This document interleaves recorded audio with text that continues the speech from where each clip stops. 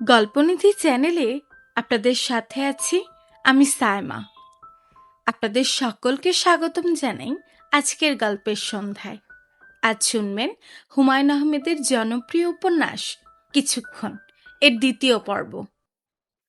আপনি যদি গল্প ভালোবাসেন সাবস্ক্রাইব করে পাশে থাকুন। গল্পটি আমার কণ্ঠে হলেও প্রাণটা পায় কিন্তু আপনাদের ভালোবাসায়। ৩ নম্বর বগিতে আশাবের মা সাজেদা বেগম বসে আছেন।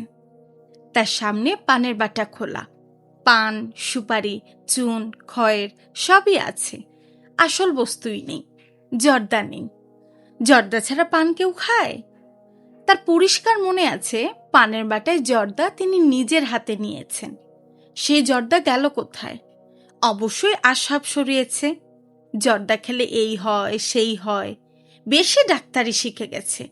এদেরকে সকাল বিকাল 2 বেলা থাপড়াতে হয়। দরজায় টুকটুক শব্দ উঠেছে। সাজেদা বললেন, কে?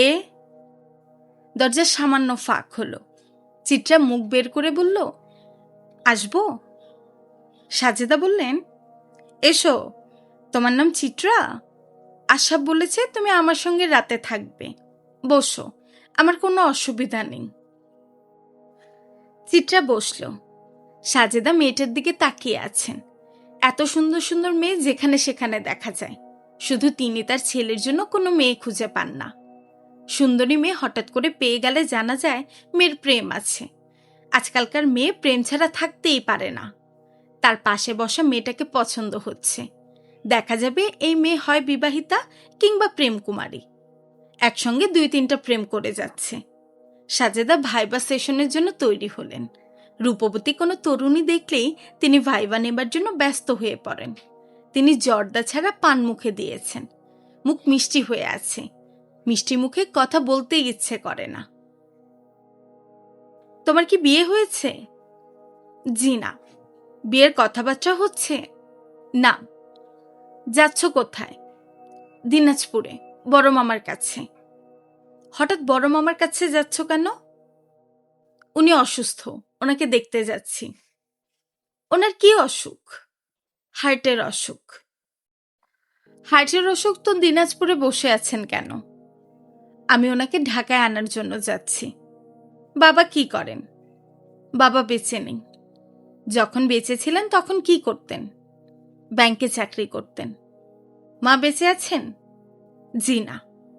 সাজেদা স্বস্তির নিঃশ্বাস ফেললেন। মেয়েটার এখনো বিয়ে হয়নি কেন তা পরিষ্কার হয়েছে। এই মেয়ে কঠিন এতিম। বাবা মা দুজনেই নেই। কার দায় পড়েছে এতিম মেয়ে ঘরে ঢুকানোর? শ্বশুর শাশুড়ির আদর ছাড়া বিয়ে কি? স্ত্রীর ভালোবাসা হিসাবের মধ্যে আসে না, শ্বশুর শাশুড়ির ভালোবাসা আসে। আশাবের সঙ্গে এই মেয়ের বিয়ের কিছুমাত্র সম্ভাবনা নেই জেনে সাজেদার ভালো লাগলো। মেয়েটার সঙ্গে এখন নিশ্চিন্ত মনে কথা বলা যাবে। যদি জানা যায় এই মেয়ে একসঙ্গে 3টা প্রেম করে বেড়াচ্ছে, তাহলেও কিছু যায় আসে না। প্রেম করে বেড়ালেও বরং ভালো। সাজেদা বললেন, ঘুমের সময় তোমার নাক ডাকে? চিত্রা থতমত খেয়ে বলল, না। সাজেদা বললেন, আমার ডাকে। আমার ঘরে ঘুমাবে ভালো কথা, এটা মাথায় রাখবে। মাঝরাতে আমাকে ঘুম ভাঙিয়ে বলবে না আমি এই কামরায় ঘুমাবো না। আমার ঘুম ভেঙে গেলে আর ঘুম আসে না। জি আচ্ছা। বাথরুমের পাশের কামরা একটা ডেড বডি যাচ্ছে, শুনেছ? জি শুনেছি। গন্ধ পাচ্ছ না? মরা মানুষের গন্ধ? পাচ্ছি না। তোমার কি নাক বন্ধ? লাশের গন্ধে আমার শরীর উল্টে আসছে। রেল কোম্পানির কারবারটা দেখো, ডেড বডি নিয়ে রওনা হয়েছে। আর আত্মীয় স্বজনের আক্কেল দেখো। তোরা নিজেরা যা, একটা মাইক্রোবাস ভাড়া করে চলে যা। মাইক্রোবাসে একটা রেড ফ্ল্যাগ ঝুলিয়ে দিবে, সবাই সাইড দেবে, হোস করে চলে যাবে। ট্রেনের অতগুলো যাত্রীকে বিপদে ফেললি কি মনে করে? চিত্রা চুপ করে রইল। ভদ্রমহিলা বিরক্ত গলায় বললেন, এখন একটা কাজ করো, আমার ছেলেকে খুঁজে বের করো। তাকে বলো জর্দার ব্যবস্থা করতে। কোত্থেকে ব্যবস্থা করবে সে জানে। চিত্রা উঠে দাঁড়ালো। সাজেদা মনে মনে আফসোসের নিঃশ্বাস ফেললেন। কি সুন্দর একটা মেয়ে, শুধু যদি এতিম না হতো। শাড়িটাও পরেছে সুন্দর করে। শাড়ির উপরে চাদরটার কাজও বেশ ভালো। তবে হাতি ঘোড়ার ছবি আঁকা, এমন চাদর গায়ে দিয়ে নামাজ হবে না। প্রশ্ন করলে দেখা যাবে মেয়ে নামাজই পড়ে না। তারপরও জেনে থাকা ভালো। সাজেদা বললেন, তুমি নামাজ পড়ো? মাঝে মধ্যে পড়ি। এটা কেমন কথা? মাঝে মধ্যে পড়ো মানে কি? তুমি কি মাঝে মধ্যে ভাত খাও? ভাত তো 3 বেলাই খাও। দোয়া মাসুরাটা বলো দেখি। চিত্রা বলল, আমি জর্দার ব্যবস্থা করি, তারপর বলি। চিত্রার মোবাইল বাজছে। লিলির টেলিফোন। লিলি আজ ঘুমাবে না, সারা রাত জেগে থাকবে। কিছুক্ষণ পর পর টেলিফোন করে বিরক্ত করবে। চিত্রা মোবাইল হাতে কামরা থেকে বের হয়ে এলো। চিত্রা হ্যালো বলতেই ওই পাশ থেকে লিলি বলল, 6 বার রিং হবার পর ধরলি, ব্যাপার কি? শোন, তোর জন্য একটা ভালো খবর আছে। কি খবর? মামা জানিয়েছেন সেলুনকারে একজন মন্ত্রী যাচ্ছেন ময়মনসিংহ পর্যন্ত, স্বরাষ্ট্রমন্ত্রী। উনি নেমে গেলেই তুই সেলুনকারে দাখিল হয়ে যাবি। কোনো সমস্যা নেই, রাজার হালে যাবি, থকু রানীর হালে যাবি, কুইন অব দিনাজপুর। হুম হুম হুম করছিস কেন? এরকম একটা নিউজ দিলাম, তুই কিনা লাফিয়ে উঠবি তা না। আর শোন, তোর কামরায় যে বুড়ো উঠেছে ওনার খোঁজ পাওয়া গেছে। উনি তো খুবই নামকরা মানুষ, প্রফেসর রশিদ, আমেরিকার কর্নেল ইউনিভার্সিটির ম্যাথমেটিক্সের ফুল প্রফেসর। ম্যাথমেটিক্স নোবেল প্রাইজের ব্যবস্থা থাকলে উনি অবশ্যই নোবেল প্রাইজ পেতেন। তার সম্পর্কে খবর কোথায় পেয়েছিস? মামা জানিয়েছেন। তোর কামরাটা খালি ছিল, উনি যখন টিকিট চাইলেন তখন ওনাকে দিতেই হয়েছে। এখন বুঝেছিস? হুম। চিত্রা, তুই বরং ওই বুড়োর সাথেই থাক। বুড়ো তোর গায়ে হাত রাখলেই ভালো। সবাইকে বলতে তো পারবি বিখ্যাত একজন মানুষ আমাকে হাতাপিতা করেছেন। চুপ কর। ফান করলে তুই রেগে যাস কেন? তোর ফান আমার ভালো লাগে না। চিত্রা শোন, সেলুনকারে দাখিল হবার পর সেখানকার সুবিধা অসুবিধা আমাকে টেলিফোন করে জানাবি। আমি নিজে সেলুন কার্ড দেখিনি। তোর কাছে যদি শুনি জোশ, তাহলে প্রোগ্রাম করে তোকে নিয়ে একবার সেলুন কারে ঘুরবো। আচ্ছা। সারা রাত আমার মোবাইল খোলা থাকবে, সমস্যা মনে করলেই আমাকে জানাবি। তোর জন্য আরেকটা সারপ্রাইজ আছে। আবার কি সারপ্রাইজ? এখন বললে তো আর সারপ্রাইজ থাকবে না, যখন ঘটবে তখন জানবি। Interesting surprise. খোদা হাফেজ, good night, sleep tight. Rashid সাহেব সিগারেট খেতে বের হয়েছেন, তবে এবার করিডোরে না, দরজার পাশে এসে দাঁড়িয়েছেন। দরজার একটা জানালা সামান্য খোলা। খোলা জানালায় শীতের বাতাস ঢুকছে। প্রবল হাওয়ায় সিগারেট টানা মুশকিল, তবে তার তেমন কোনো অসুবিধা হচ্ছে না।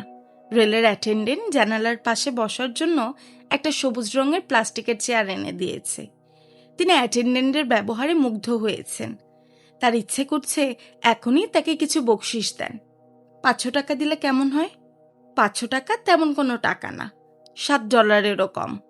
$20 বকশিশ তাকে প্রায়ই দিতে হয়। টাকাটা এখনই দিয়ে দেওয়া দরকার। নামার সময় তড়িঘড়ি করে নামবেন, বকশিশ দিতে ভুলে যাবেন। চেয়ারে বসতে বসতে রশিদ সাহেব বললেন, বাবা তোমার নাম কি? অ্যাটেন্ডেন্ট বলল, স্যার আমার নাম বশির। তোমার ব্যবহারে আমি মুগ্ধ হয়েছি। তোমার জন্য 500 টাকা বকশিশ স্যাংশন করেছি। আমার মনে না থাকলেও তুমি চেয়ে নেবে, এতে দোষের কিছু নাই। এই ট্রেনে সর্বমোট কতজন আছে বলতে পারবে? আন্দাজ করে বললেও হবে। বশির বলল, আন্দাজ করা লাগবে না, সঠিক সংখ্যাই বলতে পারবো। সব তো টিকিটের যাত্রী, টিকিটের গার্ড সাহেবের কাছেই সব আছে। সঠিক সংখ্যা বলো। একটু সময় লাগবে, ধরেন 1 ঘন্টা। 1 ঘন্টা সময় তোমাকে দিলাম। স্যার আপনার কি কিছু লাগবে, চা বা কফি? চা কফি কিছু লাগবে না। আমি রাত 9টার সময় 2 থেকে 3 প্যাক হুইস্কি খাবো। হুইস্কি সঙ্গে এনেছি, তুমি একটা গ্লাস দেবে। বরফ কি দিতে পারবে?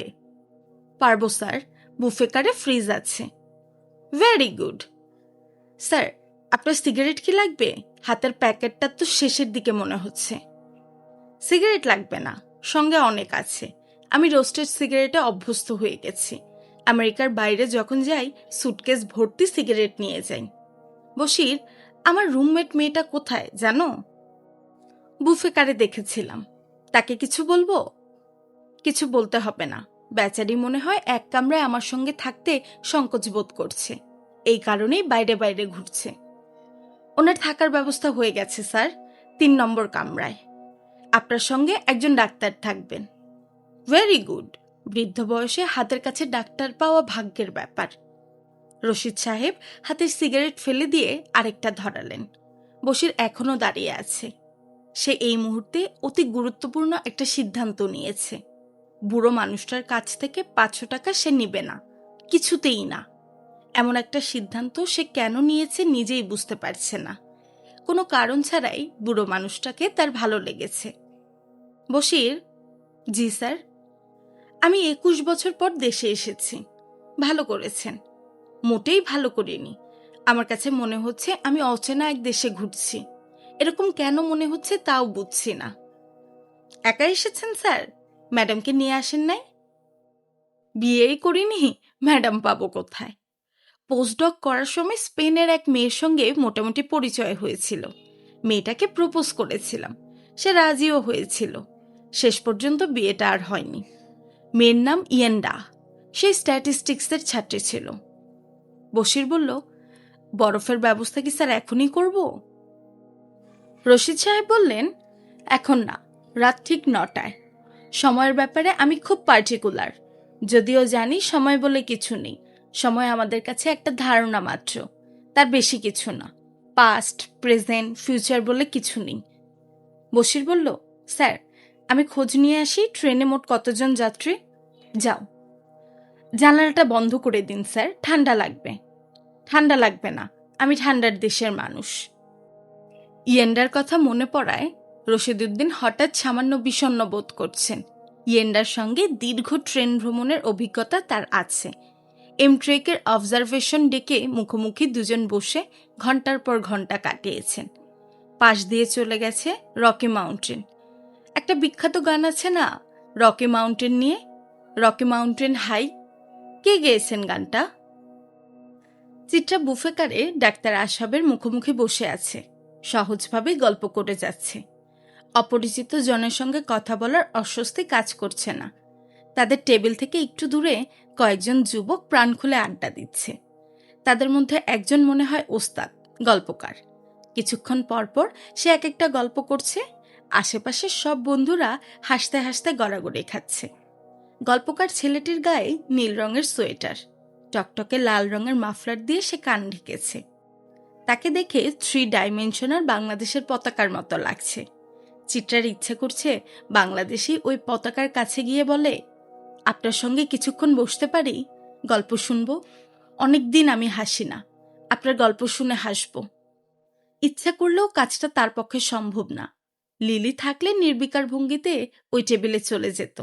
গম্ভীর গলায় বলতো, আমাকে জায়গা দিন তো, জোক শুনবো, আমি নিজেও শোনাবো। আশাব বলল, আপনার কি মনে হচ্ছে আমার মাকে রুমমেট হিসেবে নিতে পারবেন? চিত্রা বলল, কেন পারবো না? মা কিন্তু অনেক বিরক্ত করবে, রাতে ঘুমোতে দেবে না, উদ্ভট সব ভূতের গল্প শুরু করবেন। সব ভূত উনি নিজেই দেখেছেন। চিত্রা বলল, মায়ের উপর আপনার কি কোনো রাগ আছে? আশাব বলল, আছে। মা হচ্ছেন এমন একজন মানুষ যার কাছে অন্যের মতামতের কোনো মূল্য নেই। আমার ডাক্তার হবার কোনো ইচ্ছা ছিল না। অন্যের রোগের উপর বেঁচে আমি থাকবো ভাবতেই খারাপ লাগে। মার জন্য আমাকে ডাক্তারি পড়তে হয়েছে। আমার বাবার একটা গল্প শুনলেই আপনি বুঝবেন মা কেমন মহিলা। গল্পটা বলবো? আপনার শোনার ধৈর্য আছে? আছে, আপনি গল্প ভালো বলেন।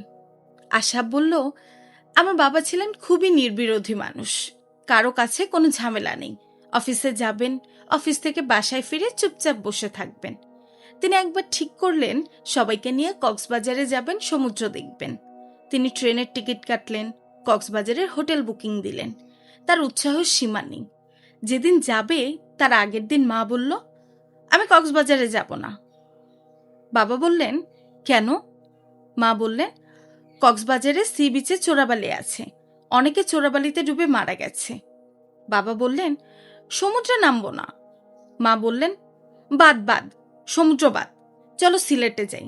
জাফলং সুন্দর জায়গা।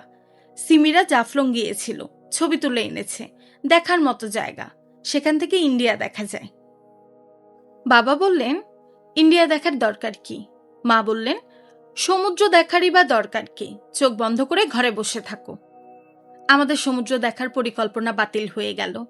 বাবা মারা গেলেন সেই বছরই। চিত্রা, আমি যদি একটা সিগারেট ধরাই, আপনি কি কিছু মনে করবেন? আমি কিছু মনে করব না। আশাব সিগারেট ধরাতে ধরাতেই বলল, মা 2 টিফিন ক্যারিয়ার ভর্তি খাবার নিয়ে এসেছেন। খাবারের প্রতিটা আইটেম আমাকে খেতে হবে, ভালো লাগুক বা না লাগুক, খেতে হবে। খাওয়া নিয়ে আরো ব্যাপার আছে। আর কি ব্যাপার? খাবারের প্রথম নলাটা মা আমার মুখে তুলে দেবেন। এতে নাকি ছেলেমেয়ের হায়াত বাড়ে। দৃশ্যটা চিন্তা করে দেখুন, আমি চোখ বন্ধ করে হা করে আছি, মা মুখে প্রথম নলা তুলে দিচ্ছেন। চিত্রার হাসি আসছে। সে হাসি চাপাতে চাপাতে বলল, চোখ বন্ধ করে হা করে থাকবেন কেন? চোখ খোলা রাখবেন। চোখ খোলা রেখে সেই সময় মায়ের মুখ দেখব। নো। আশাব সিগারেটের লম্বা টান দিল। ঠিক তখন অ্যাটেন্ডেন্ট বশির বলল, স্যার, আপনার মা আপনাকে ডাকছে। আশাব চমকে উঠে সিগারেট জানলা দিয়ে ফেলে দিল। সে উঠে দাঁড়িয়ে সঙ্গে সঙ্গে বসে পড়ল। বশিরের দিকে তাকিয়ে বলল, আপনি মাকে বলুন আমি এখন আসতে পারবো না, একটু দেরি হবে।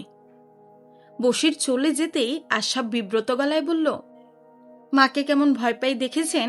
মার কথা শুনেই লাফ দিয়ে উঠেছি। চিত্রা বলল, দেখলাম। খুবই খারাপ লাগছে। মাকে ভয় পাওয়ার মধ্যে খারাপ লাগার কিছু নেই। আপনি যান, তার সঙ্গে দেখা করে আসুন। আশাব উঠে দাঁড়ালো। সে দ্রুত যাচ্ছে। চিত্রার মনে হলো এই মানুষটার বর্তমান চেষ্টা অ্যাটেন্ডেন্ট মার কাছে পৌঁছানোর আগেই পৌঁছানো, যেন মহিলাকে শুনতে না হয়, আমি এখন আসতে পারবো না। সাজেদা বেগম ছেলেকে দেখেই বললেন, আমাকে একা ফেলে রেখে কোথায় ঘুরঘুর করছিস? আশাব জবাব দিল না। সাজেদা বললেন, ওই মেয়েটা কোথায়? কোন মেয়েটা? রাতে আমার সঙ্গে থাকবে যে মেয়েটা, চিত্রা নাম। আশাব বলল, জানি না কোথায়। সাজেদা অবাক হয়ে বললেন, মিথ্যা কথা বলছিস কেন? অ্যাটেন্ডেন্ট আমাকে বলল তুই মেয়েটার সঙ্গে গল্প করছিলি। তুই বলে পাঠিয়েছিস আসতে পারবি না। ঘটনা কি? ওই মেয়ের সঙ্গে তোর কি? তুই কি প্রেমে পড়ে গিয়েছিস নাকি? 10 মিনিট কথা বললেই প্রেমে পড়ে যায়? তাহলে মিথ্যা কথা বললি কেন? কেন বললি মেয়ে কোথায় তুই জানিস না? মুখ ভোতা করে থাকবি না। বল, ওই মেয়ের সঙ্গে তোর কি? তোর গা থেকে ভুরভুর করে সিগারেটের গন্ধ আসছে। তুই কি সিগারেট খেয়েছিস? আয় কাছে আয়, মুখ শুকে দেখি। আশাব বলল, মুখ শুকে দেখতে হবে না, আমি সিগারেট খেয়েছি। আজই যে প্রথম খাচ্ছি তা না, প্রায়ই খাই। কি বললি? প্রায়ই খাস? হ্যাঁ, খাই। সাজেদা বললেন, তোর ভাবভঙ্গি তো মোটেই ভালো মনে হচ্ছে না। এখন তো আমার মনে হচ্ছে তুই সুযোগ পেলে মদও খাস। আমার গা ছুঁয়ে বল, তুই কি মদ খাস? মা, আমি কয়েকবার খেয়েছি। হতভম্ব সাজেদা নিজেকে সামলে নিয়ে চাপা গলায় বললেন, তোর বাবা একবার বন্ধুর বাসা থেকে মদ খেয়ে এসেছিল। তাকে কি করেছিলাম মনে আছে? আশাব বলল, মনে আছে। আমি যতদিন বাঁচব ততদিন মনে থাকবে। যে অন্যায় সে রাতে তুমি করেছ তার কোনো তুলনা নেই। সাজেদা হতভম্ব গলায় বললেন, তুই আমার অন্যায়টাই শুধু দেখলি, তোর বাপের অন্যায়টা দেখলি না? বন্ধুর বাসা থেকে মদ খেয়ে এসে আমাকে বলছে জিরা পানি খেয়েছে। তার মুখে নাকি জিরা পানির গন্ধ। আমাকে জিরা চেনায়। আমি জিরার গন্ধ চিনি না। আমি মশলা ছাড়াই রাঁধি। আশাব কামরা থেকে বের হলো। মার একটানা কথা শুনতে অসহ্য লাগছে। মা কথা বলতেই থাকবেন, বলতেই থাকবেন। একসময় কাঁদতে শুরু করবেন। আশাব করিডোরে এসেই সিগারেট ধরালো। সিগারেটের টান দেওয়ার সঙ্গে সঙ্গে মনে হলো মার সঙ্গে এতটা বাড়াবাড়ি না করলেও চলতো। সমস্যার সমাধান অবশ্যই দ্রুত করা যাবে। মার সামনে বসে বললেই হবে, মা, মুখে ভাত তুলে দাও। এই কাজটা সে কি এক্ষুনি করবে, নাকি কিছু সময় নেবে? খুক খুক কাশির শব্দে আশাব তাকালো। বুড়ো ভদ্রলোক কাশছেন। দরজার পাশে প্লাস্টিকের চেয়ারে রশিদ সাহেব বসে আছেন, হাতে কাগজ কলম। হিসাব নিকাশ হচ্ছে। এই বুড়োর সঙ্গে রাত কাটাতে হবে। আগেই পরিচয় করে নেওয়া ভালো হবে। যদি তেমন অসহনীয় হয় তাহলে বুফেকারে বসে থাকাটা খারাপ না। আশাব এগিয়ে গেল। বুড়োর সঙ্গে রাত কাটাবার একটা সুবিধা আছে। বুড়ো সিগারেট খায়। এত দূর থেকেও তার কড়া নিকোটিনের গন্ধ পাওয়া যাচ্ছে। রশিদ সাহেব খাতায় কিছু হিসাব নিকাশ করছেন। এই মুহূর্তে তার হাতে সিগারেটের বদলে কলম।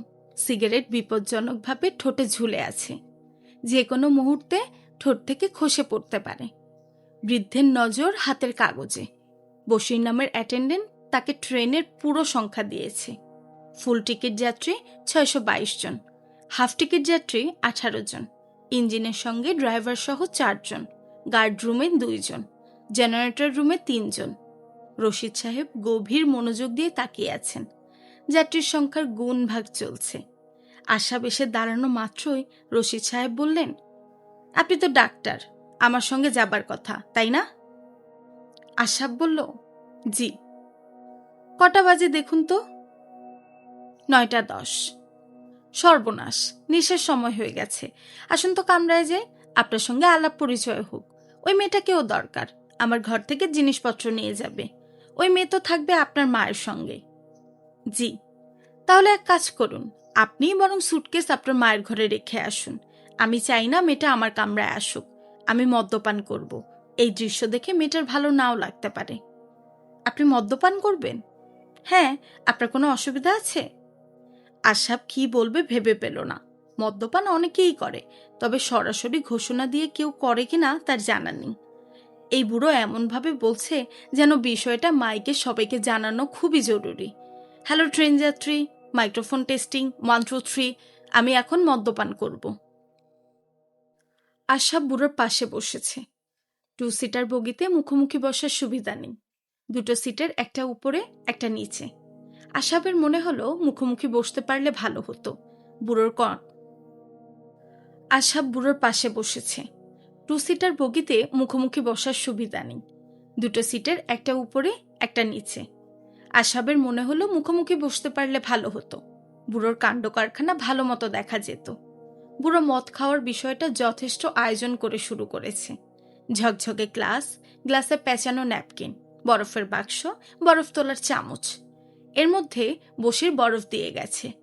বুড়ো গ্লাস হাতে নিয়ে আশাবের দিকে তাকিয়ে বলল, চিয়ার্স।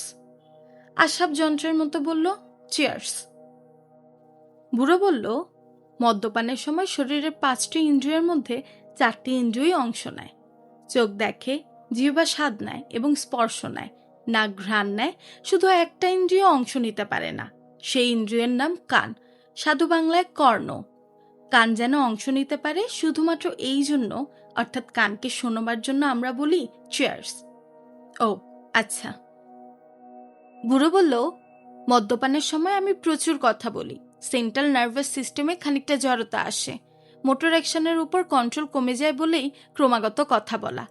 আপনার পরিচয় আমি পেয়েছি, ইয়াং ডক্টর। আমার পরিচয় দেওয়া হয়নি। আমি একজন দৈত্য। Nice to meet you. বুড়ো হাত বাড়িয়েছে। আশাবকে হাত বাড়িয়ে হ্যান্ডশেক করতে হলো। সে খানিকটা শঙ্কিত বোধ করছে। বুড়ো 2 চুমুক দিয়েই নিজেকে দৈত্য বলছে। গ্লাস শেষ করার পরে কি বলবে কে জানে। আশাব বলল, আপনি দৈত্য? বুড়ো বলল, হ্যাঁ দৈত্য। আ জায়েন্ট, ওল্ড জায়েন্ট, বৃদ্ধ দৈত্য। আশাব চুপ করে আছে। যে নিজেকে দৈত্য পরিচয় দিচ্ছে তার সঙ্গে আলাপ আলোচনা অর্থহীন। আমি হচ্ছে 8 নাম্বার দৈত্য, জায়েন্ট নাম্বার 8। আমার কথা শুনে চমকাচ্ছ না? এখন থেকে তুমি করে কথা শুরু করলাম। পেটে সামান্য পড়লেই নিজেকে অতি বৃদ্ধ বলে মনে হয়। সবাইকে মনে হয় হাঁটুর বয়সী। তোমাকে তুমি করে বলায় আহত বোধ করছো না তো? আশাব জবাব দিল না। সে আহত বোধ করলেও বৃদ্ধের কিছু যাবে আসবে বলে মনে হয় না। বৃদ্ধ হাতের গ্লাস খুব সাবধানে সিটের পাশের টেবিলে রেখে তার চামড়ার ব্যাগ খুলে একটা কমলা রঙের মোটা হার্ড কভার বই বের করে আশাবের দিকে বাড়িয়ে দিতে দিতে বলল, বইটার পাতা উল্টালেই বুঝবে কেন নিজেকে দৈত্য বলেছি। বইটার প্রথম পৃষ্ঠা দেখে আশাব চমকে উঠল। আমেরিকার ম্যাকমেলন কোম্পানির প্রকাশিত বই। নাম 10 জায়ান্ট অফ ম্যাথ ওয়ার্ল্ড। 10 জন জায়ান্টের ছবিও প্রথম পাতায়। 10 জনের একজন এই বুড়ো। আশাব চোখ বড় বড় করে তাকিয়ে আছে। বুড়ো বলল, এখন আমার বিষয়ে তোমার পার্সপেক্টিভ বদলে গেছে, তাই না? আমাকে নিশ্চয়ই অন্যরকম ভাবে দেখছো। জি। মনে হচ্ছে না এই জ্ঞানী বুড়ো পাবলিক প্লেসে মদ্যপান করলেও করতে পারে? এইটুকু ছাড় বুড়োকে দেওয়াই যেতে পারে। জি, মনে হচ্ছে। এই বুড়োর প্রতি কিছুক্ষণ আগেও বাজে ধারণা পোষণ করেছিলে, এই ভেবে খারাপ লাগছে না? লাগছে। তুমি কি আমার সাথে জয়েন করবে? ট্রেনের ঝাঁকুনির সঙ্গে প্রথম শ্রেণীর ব্লান্ডেড হুইস্কি ভালো লাগার কথা। তোমাদের ওমর খৈয়ম কি বলেছেন? এইখানে এই তরুর তলে তোমায় আমায় কৌতূহলে যে কটি দিন কাটিয়ে যাব প্রিয়ে, সঙ্গে রবে সুরের পাত্র, অল্প কিছু আহার মাত্র, আরেকখানি ছন্দমধুর কাব্য হাতে নিয়ে। আশাব বলল, তোমাদের ওমর খৈয়ুম বলছেন কেন? ওমর খৈয়ুম তো আপনারও। বৃদ্ধ বললেন, আমার না, আমি অঙ্কের মানুষ, কবিতার সঙ্গে অঙ্কের বিরোধ আছে। বৃদ্ধ আরেকটা গ্লাস বের করলেন, গ্লাসে হুইস্কি ঢাললেন, বরফ দিলেন। বোঝা যাচ্ছে ব্যবস্থাটা আশাবের জন্য। আশাবের বলতে ইচ্ছা করছে, স্যার আমি খাবো না, আমার সঙ্গে আমার মা আছেন, মুখ থেকে গন্ধ পেলে সর্বনাশ হয়ে যাবে। আশাব বলতে পারল না, তার মধ্যে প্রবল ঘোর তৈরি হয়েছে। পৃথিবীর 10 জন সেরা অঙ্কবিদের একজন তার সামনে বসে আছে। কি আশ্চর্য, সব বিদেশি নামের ভিড়ে দুটো দেশি নাম, রামানুজন আর রশিদ। বাংলাদেশের অনেকেই রামানুজনের নাম জানে, রশিদ উদ্দিনের নাম কেউ কি জানে? বৃদ্ধ গ্লাস বাড়িয়ে দিয়ে বললেন, চিয়ার্স। আশাব গ্লাস হাতে নিয়ে বলল, চিয়ার্স। সে ঠিক করেছে গ্লাসে চুমুক দেবে না, ভদ্রতা রক্ষার জন্য গ্লাস নিয়ে বসে থাকবে, মাঝে মাঝে গ্লাসের ঠোঁট লাগাবে, চুমুক দেওয়ার ভান করবে।